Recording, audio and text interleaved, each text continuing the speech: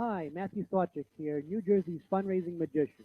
I want to congratulate you on your smart decision to take advantage of this free training. I know that you have busy lives and can be doing a lot of other things right now. However, you've definitely made a wise decision to join me on this hangout.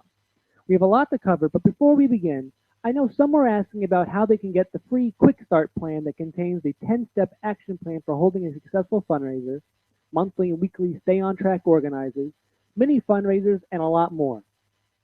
Just stay on the Hangout, and near the end, I'll explain to you how you can get that for free.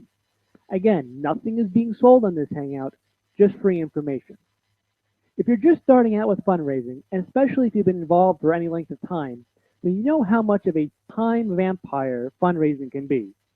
Fundraising, especially school fundraising, can literally suck the time out of your life and out of the lives of your volunteers. This is time they will never get back and could be using to take care of their families. Perhaps you've experienced something similar in your own life. It doesn't have to be this way. That's why on this Hangout, we're going to go over the 7 biggest time and money wasting mistakes most schools make when planning their school fundraisers and how you can avoid them. Now, these tips, tricks, and solutions to these 7 problems are not pipe dreams. They are not just things found on Wikipedia. These are real world, tested, and proven successful strategies for effective fundraising. In high school, I was in DECA, which is a marketing club, where I won awards for excellence in marketing. I graduated from Kane University with honors, with a degree in marketing. I belong to the International Brotherhood of Magicians Ring 200 since 2007, which if you ask any of the members, they would probably tell you it's a fundraising club, since we do fundraisers all the time. I was even elected president of that club for 2 years in a row, and as of now, the vice president. These strategies have been used not only by dozens of schools and organizations just like yours, but I myself have used them in my own business. I can tell you from personal experience, these strategies work. Some of these strategies were even learned the hard way. Case in point, the first fundraiser I was in charge of was for a local church. They were going through some renovations and needed money to pay for it. I thought, oh, this will be a piece of cake. I'll just send out some flyers, get the youth group to help sell tickets, and even help with the magic show I was planning, and everything will be fine. What could possibly go wrong? Well, Murphy's Law says that anything that can go wrong will go wrong. In fact, it seems that the only thing that hasn't gone wrong is Murphy's Law. The first problem came up when I needed help running the show. It was a big stage show filled with illusions. I needed help on stage performing, backstage working the lights and sound. Well, when some found out that running a fundraiser isn't as easy as pushing the proverbial easy button, they eventually stopped coming to practice, stopped coming to rehearsal, stopped helping, period. So much for easy. And let me tell you something. Running around at the last minute trying to find volunteers is a royal pain. And it seems that a lot of parents are no different from their high school counterparts. They also have other responsibilities, other activities that they're involved with, other interests that they sometimes back out or try to avoid volunteering altogether. I also thought that just sending flyers was good enough to create enough interest in the show. Well, out of the thousands of flyers that went out, only about 100 people came to the show, and most were friends and family of the cast and crew. In the end, we raised over $600 for the church. That wasn't too bad for a first attempt, and with basically no budget. But still, a lot of time and effort went into planning and implementing this fundraiser. I knew something was wrong. Well, actually, most of what I was doing was wrong. So, over the years, I've learned as much as I could about marketing and fundraising. This hangout is going to be a summary of just a fraction of what I've learned, because you don't have too much time on this hangout. These solutions helped improve the fundraising of dozens and dozens of schools, as well as my own business, and now I'm passing this information on to you. So without further ado, let's get started with our first problem. The first problem most schools make when planning fundraisers is that they depend too much on door-to-door selling. Not to bore you with the statistics, but according to a survey of 1,000 parents nationwide, 58% of the parents said that their school does do some sort of selling things fundraiser. This can be selling cookie dough, wrapping paper, candy, smelly pencils, candles, and the list goes on and on. Of those same 1,000 parents, 60% of them said they do not want to go door to door selling things or hitting up their friends. So the question is, Why would they not want to do this when these types of fundraisers have been relatively successful? Well, the first reason is the amount of time it takes to sell your product. These parents have families to think about. They have their kids' after school activities to go to. They have cooking, cleaning, bills to pay, not to mention any personal fulfillment goals they have set for themselves, such as going to the gym, catching up with friends, and so on. Many parents just don't have the time anymore to devote hours upon hours trying to convince people to buy things. The second reason why many parents don't want to do these types of fundraisers is that they're tired of hearing no. No, we don't want that. No, we can't afford this right now. No, this reason. No, that reason. No, no, no. Spending countless hours trying to push people into buying things they don't really want or need, and then facing rejection after rejection, can be very discouraging to anybody, especially those who are not used to selling things. The third reason why some parents may not want to do this fundraiser is the lack of money actually raised. Many times a school, especially if it doesn't have thousands of students, will not make a huge profit from this type of fundraiser. Some companies may promise no upfront cost to get started, which is a huge benefit for schools, but let's do the math.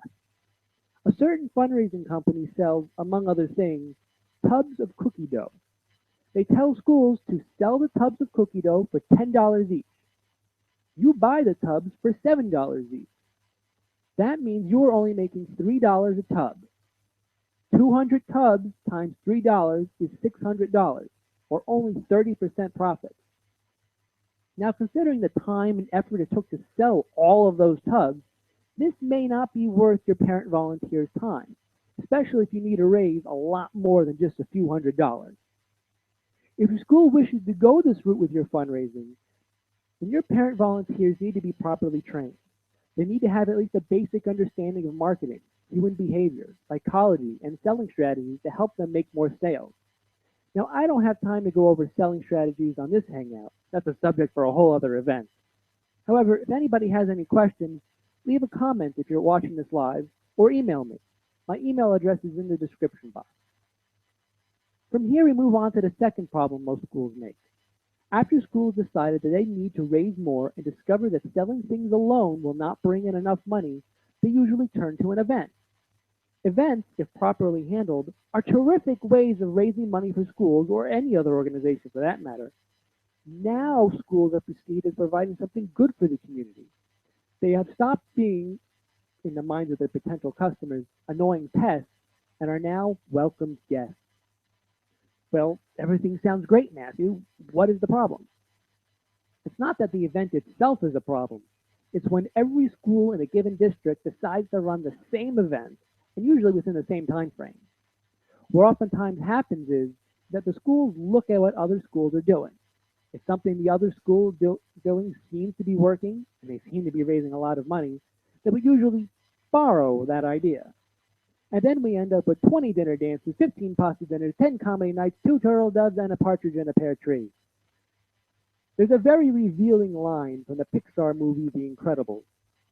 When the main villain was revealing his master plan, he told our hero how he built the robots that are attacking the city. He was going to stage a fight with the robots where he will easily be able to defeat them.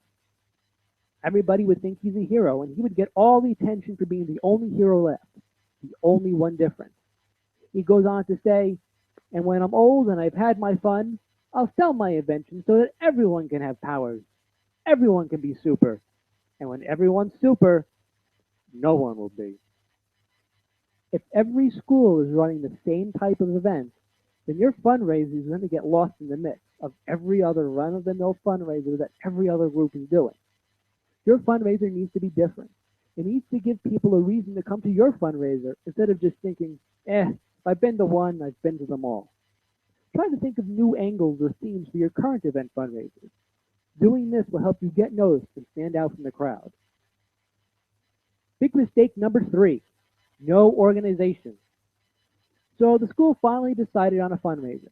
They scurried around finding parent volunteers to make it happen. They went through all the work to pull off the fundraiser, and it's finally the time to see how much money has been raised.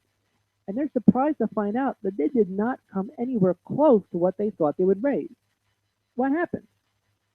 It could have been a number of things, but the big preventable reason is that the fundraising team was not organized. The first thing a school should do after deciding on a fundraiser is to set up a project team. Decide on what your available manpower is and organize them to fill the tasks associated with promoting and publicizing your fundraiser. Basically, right from the start, decide who's going to do what and ensure everybody knows their role. One idea is to use a simple chart to keep track of the various activities that need to be done. It could be as simple as 4 columns. The first column would list the exact task that needs to be accomplished. The second column could have the name of the person who was chosen to complete that task. The third column, the critical one, is the date when that particular task is to be accomplished. This column is very important because sometimes other tasks can't be started or completed until other tasks have been finished first. The last column could be a place for a check mark or a signature to signify that the task is completed. The quick start plan that everybody watching live will be able to get for free contains 2 stay on track organizers. The first is a monthly organizer and the second is a weekly organizer. These will help you build your action plan and stick to it. Another tip is to set a goal. Your goal may be $1,000 or it may be $5,000. Whatever it is, write it down and get every person involved in the project committed to attaining or surpassing that goal. Without a clear goal or objective, success becomes a matter of luck. This simple step, if neglected, costs you literally hundreds of dollars. Big mistake number 4 is one I've been guilty of making myself, and that is not doing enough to promote the fundraiser. Let us assume for a moment that we're going to do an event fundraiser. A major source of income for the event is the selling of tickets. We can put up all the posters and flyers we want, but we have to remember, posters and flyers do not sell tickets. People do. The purpose of your print advertising is to inform your community about the upcoming show or dinner or whatever the event might be. Do not expect people to beat a path to your door buying tickets just because you put up a few signs. Your group may be involved with other events in the months leading up to the show. These are excellent opportunities to get the word out, especially because this type of advertising is direct, personal, and in most cases, free. There are many types of activities which groups like yours become involved in. These can be charity auctions, field trips, dance socials, bingo, bake sales, awards nights, talent contests, and so on. While you're at these other events, you could put up posters for all to see. You could run off some inexpensive flyers to be distributed to all in attendance. You could raffle off tickets which could both promote your event and provide you with an extra revenue source. Another idea is to actually give away tickets for free. These tickets will have a tremendous advertising benefit and can also build attendance to the show. Tickets can be given away on the radio, through the newspaper, and at other events. If a shopping mall is holding a big function, such as a fashion show or a sale promotion, tickets given away can provide advertising to hundreds of people. Be sure to make some of your free ticket giveaways the half price or the 2-for-1 variety. This means that for every one of these tickets used by a winner, one real sale is created. Moving right along to big mistake number 5. This mistake is similar to mistake number 4, just in the opposite direction. I'm talking about redundant advertising. Let's say you're hosting a pasta dinner fundraiser. It's scheduled to take place in 4 weeks, so you put up flyers around town. Everywhere you go, you see your flyers, and you're pretty sure that everyone else sees them too. You made the fundraiser different from other pasta dinners, and you think the whole town's excited. People are reading the flyers as they walk by, and you're beginning to get excited too. But after a week, something begins to happen. Nobody's looking at your flyers anymore. But why? Everyone was so excited.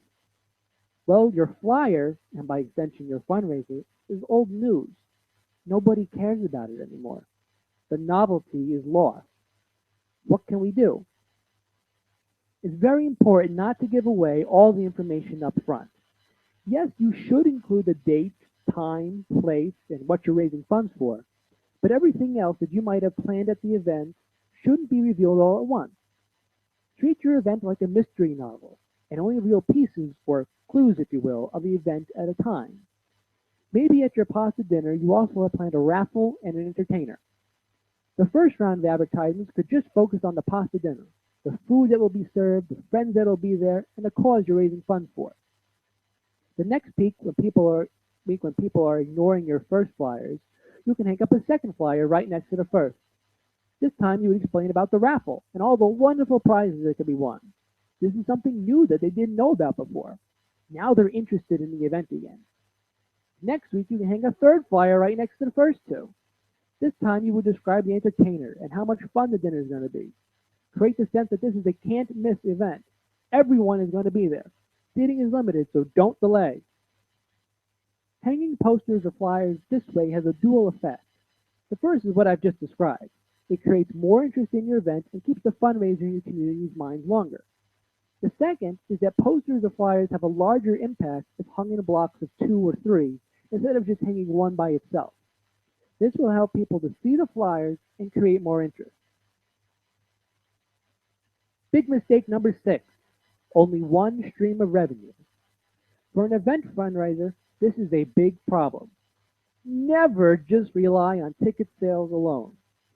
Sure, you might be able to raise more selling tickets to an event rather than selling cookie dough, but you have so many more possibilities. You always want to layer mini fundraisers, which I call piggyback fundraisers, on top of and around your main event. These can be used to increase the amount of money you raise at an event. Here are a couple of examples of piggyback fundraisers that you can use.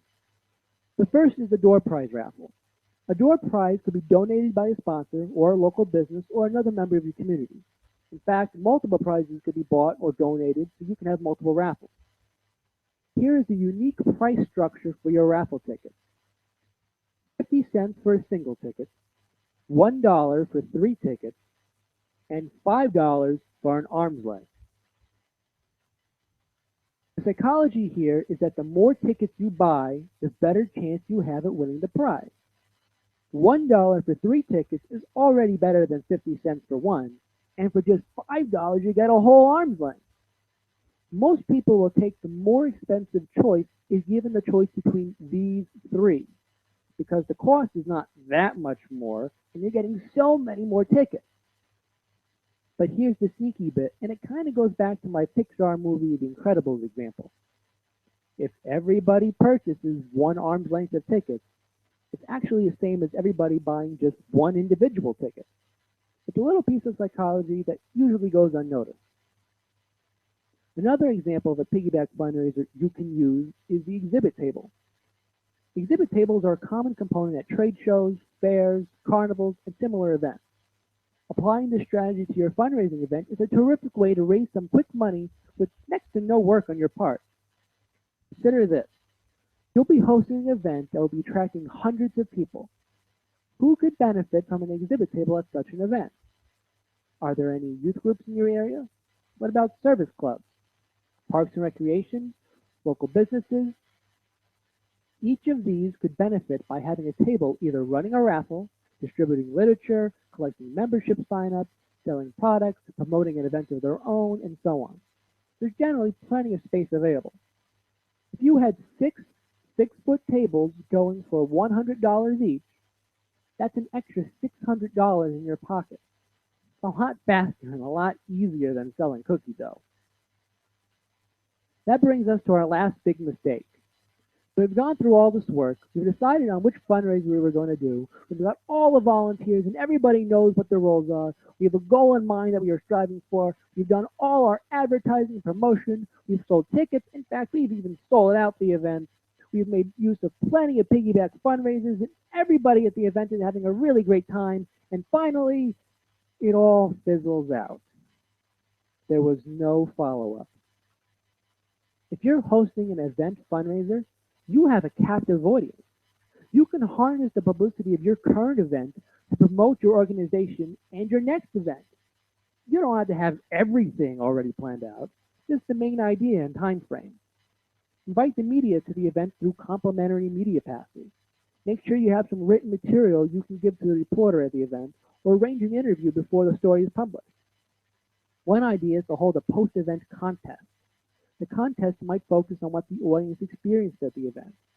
You can offer it as a push for a local charity. Use your imagination. A good post-event contest can pave the way for success with your next event. You may even be able to run the post-event contest as a piggyback fundraiser. In this case, contest entries could be accompanied by $1, the winner getting 50% of the total value of the entries received.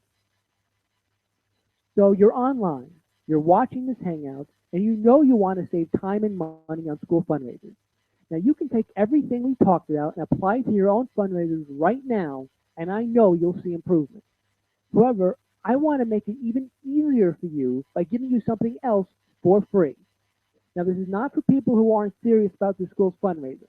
So probably just waste your time, which is exactly what we're trying to save. I would like to send you a completely free information kit about a fundraising program that I offer schools and other organizations just like yours. The kit will explain to you what my Night Magic Dinner Theater fundraising program is all about and how it could hugely benefit your school. If you like what you heard on this hangout, then you're really going to like the Night Magic program because 90% of the work is already done for you. The Night Magic program contains everything you'll need for a successful banquet event. Promotional materials, flyers, ticket templates, ticket request forms, posters, press releases, announcements, radio commercials, and many more advertising tools that are conveniently stored on a CD. Just add your group's name to the materials, print, and you're ready to go. Theme templates, banquet table centerpieces, magical menu, decorations, simple magic tricks, everything you need for a truly magical atmosphere. And a step-by-step plan, a complete fill-in-the-blanks guide that leads you through the event easily and with complete confidence. It reveals how to organize your fundraising team, what you should do on your first meeting, the best ways to sell tickets, how to promote your event, how to use the advertising tools, a long list of piggyback fundraisers you can use to wring a ton of extra dollars out of your event. It also covers technical requirements, how to decorate your hall, a resource list, music recommendations, and how to plan and prepare your dinner. Not to mention a tool chest of templates to help you organize, plan, and stay on track. To ask for this free information kit, which will include a DVD and other written materials, just go to my website at www.njfundraisingmagician.com. That's www.njfundraisingmagician.com. The website is in the description box. When you get to the website, just scroll down to the bottom of the main page and you'll find a contact form. Fill out the contact form and I'll send you your free information kit. And yes, when you ask for the free information kit, I will also include a free copy of my quick start plan so you can take action right away with your next fundraiser. There's no obligation to ask for this free information, and it really is 100% free. I want to thank you for joining me tonight on this hangout. I hope you learned something you can use. If you do use these tips, tricks, and solutions, you'll be saving yourself and your volunteers hours of their time, and they won't know how to thank you enough. My name's Matthew Sawchuk, New Jersey's fundraising magician. Good night, and good luck with your fundraising.